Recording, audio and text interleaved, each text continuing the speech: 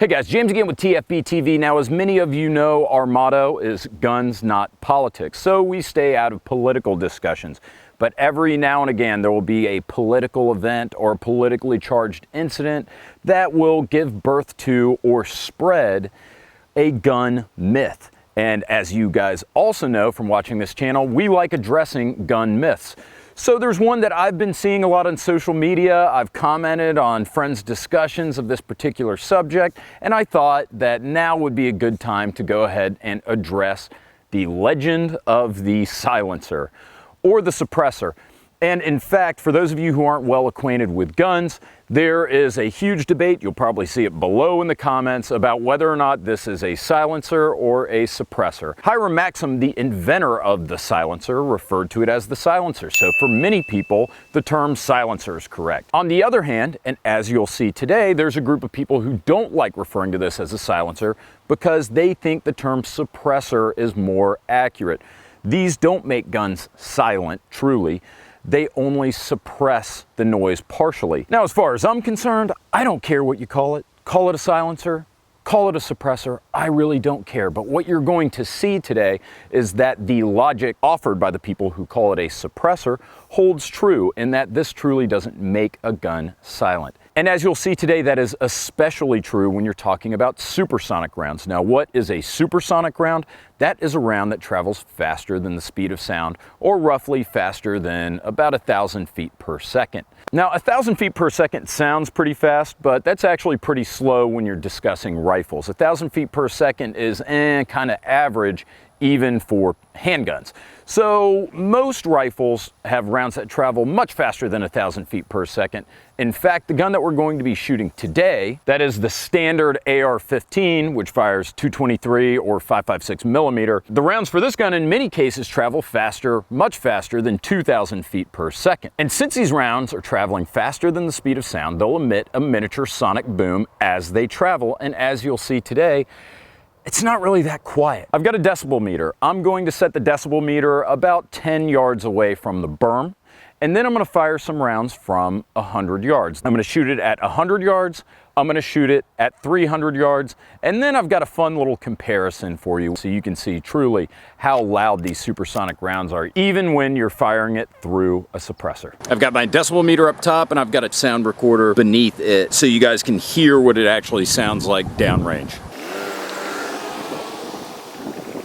For most people, what they learned about a silencer or a suppressor, they saw in a James Bond movie, you know, pew, pew. No!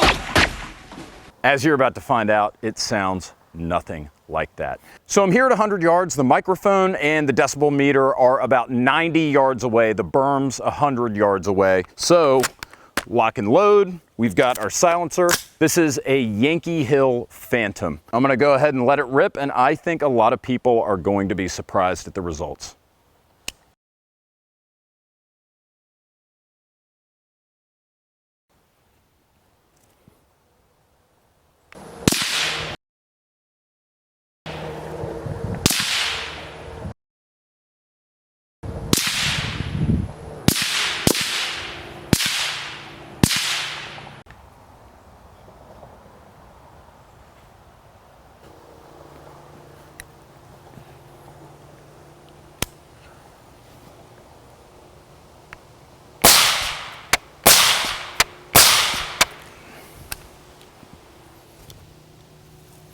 Now, for the sake of comparison, I'm going to lay on the horn in my car as loud as I can, and we'll see which one of these is louder.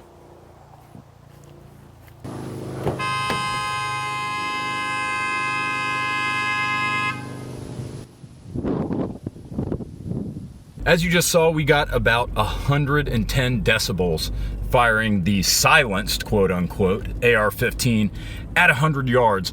And when I was laying on my horn at 100 yards, we only got about 70 decibels. Now you might be able to see the berm vanishing behind me, because now we're headed to the 300 yard range, and I'm willing to bet it's still going to be 110 decibels. All right, gang, now you see the berm, the mic, everything 300 yards behind me. I bet we're still gonna get the same decibel reading though. Let's check it out.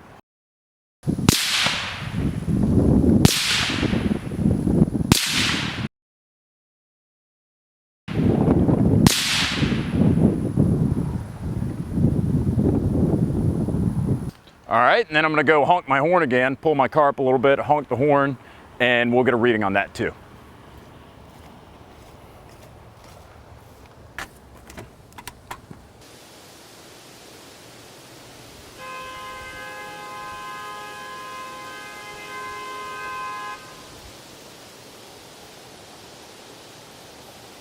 So what did we learn today about silencers or suppressors or whatever you want to call it? We learned that silencers aren't truly silent. In fact, the guys that say suppressor should be the correct terminology may be onto something, because in fact it is true.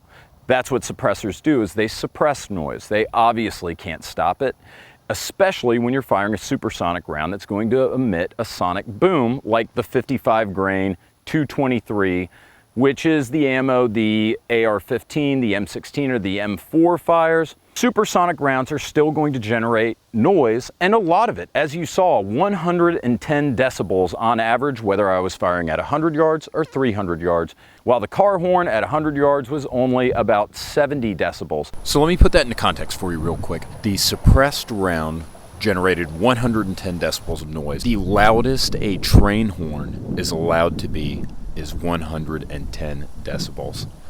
That's not very quiet. So to summarize it again, silencers aren't silent, especially when you're firing supersonic rounds. Yes, they'll suppress noise at the origin, but if you're firing a high-power rifle round, very likely that's going to be supersonic and create a lot of noise. So the next time you're having a debate with your mother-in-law over the dinner table, or a high school friend on Facebook, and they're saying, oh, silencers are bad, pew, pew, pew. As you guys saw today, it doesn't really work like that. So I want to say thank you for watching, even if you're a regular viewer, or if you're not even a gun person and you just came over here to see how silencers really worked outside of big Hollywood movies.